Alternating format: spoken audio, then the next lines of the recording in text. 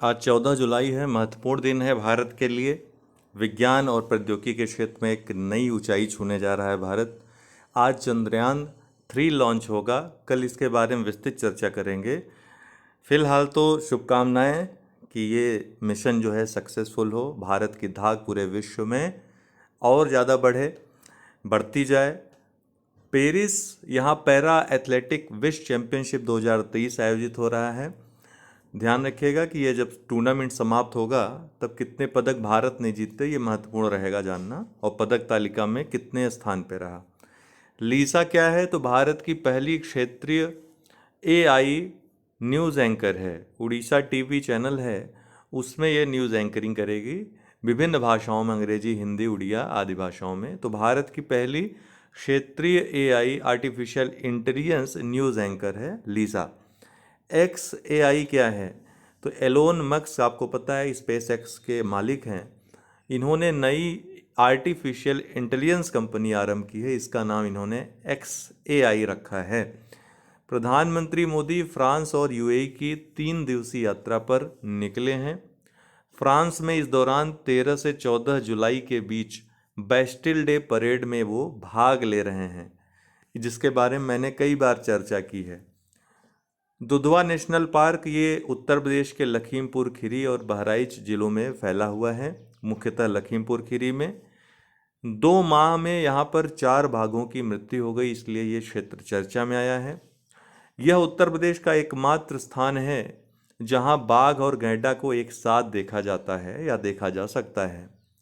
Brucellosis हाल ही में चर्चा में है। ये बीमारी तो एक जीवाणु संक्रमण है, जीवाणु आधारित संक्रमण है। मवेशियों से ये मनुष्यों में फैलता है। अगर संक्रमण ज़्यादा फैल गया तो मृत्यु भी हो जाती है, तो घातक बीमारी है। हाल ही में कोल्लम, जो केरल का कोल्लम है, वहाँ पर एक मामला, एक किशोर में ये मामला देखा गया है।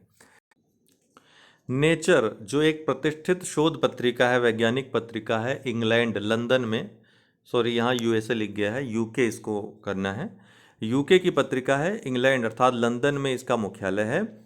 यहाँ से प्रकाशित होती है। नेचर में अगर किसी का शोध प्रकाशित होता है तो बहुत बड़ी उपलब्धि मानी जाती है। तो हाल ही में एक रिपोर्ट, एक शोध छपा इसमें, जिसमें ये बताया गया कि जलवायु परिवर्तन के कारण दुनिया के 56% महासागरों के रंग में बदलाव आया है। यह आप अपने जो ऐसे है या फिर थर्ड पेपर जीएस का है वहाँ पर ये आप लिख सकते हैं, ये पॉइंट याद रखिएगा। देखिए, ऐसा क्यों महासागरों के रंगों में जो परिवर्तन आ रहा है, उसका कारण क्या है? मे भी आपके यूपीएससी के एग्ज़ाम या यूपीपीसीएस में कथन कारण में दे सकता है। क्योंकि फाइटोप्लैंक्टन समुदायों में भी परिवर्तन हो रहा है जलवायु परिवर्तन के कारण, तो इसका एक संकेत होता है। फाइटोप्लैंक्टन जो होते हैं एक प्रकार से समुद्री वनस्पतियां होती हैं, इनमें क्लोरोफिल पाया जाता है, जो पौधों को हरा रंग प्रदान करते हैं, और सूर्य की उपस्थिति में वो प्रकाश संश्लेषण करते हैं, सूर्य के प्रकाश की उपस्थिति में भोजन बनाते हैं। ये समुद्री जीवन के लिए बहुत महत्वपूर्ण होते हैं, मछलियों आदि के लिए, जो जू प्लैंक्टन्स होते हैं उनके लिए बहुत महत्वपूर्ण होते हैं। और कार्बन डाइऑक्साइड जो है उसको अवशोषित करते हैं। तो हरे रंग में जो वृद्धि हो रही है, जैसा कि बताया है कि इस शोध पत्रिका में, कि उष्णकटिबंधीय, विशेषतः जो दक्षिणी हिंद महासागर है उसका जो पानी है वो हरा हो गया है ज़्यादा पहले से। तो इसका एक द्योतक है कि फाइटोप्लैंक्टन्स जो समुदाय हैं, अर्थात जो समुद्री वनस्पतियां हैं, उनमें अचानक वृद्धि हो गई है, क्योंकि कार्बन डाइऑक्साइड की वृद्धि हुई है। ठीक है, तो कार्बन डाइऑक्साइड की वृद्धि ज़्यादा होगी, भोजन ज़्यादा मिलेगा, तो क्या होगा? ज़्यादा वनस्पतियाँ, उनमें वृद्धि होगी। तो ये इस बात का द्योतक है। एक प्रकार से इनसे ये आराम से पता लगाया जा सकता है कि हाँ, जलवायु परिवर्तन के कारण ऐसा हो रहा है। Bharat global crisis response group GCRG में शामिल हो गया है।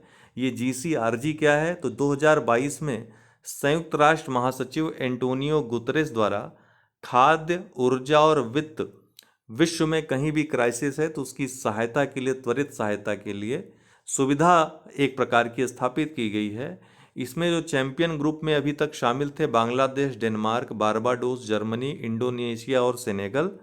अभी भारत भी इसमें शामिल हो गया है, 7वां देश हो गया है। तो अब धीरे धीरे ये संस्था जो है वो फैलाव होगा, इसमें विस्तार होगा। तो एंटोनियो गुतरेस का भारत को शामिल होने के लिए आमंत्रित करना भारत की प्रतिष्ठा विश्व में क्या है इसको दर्शाता है।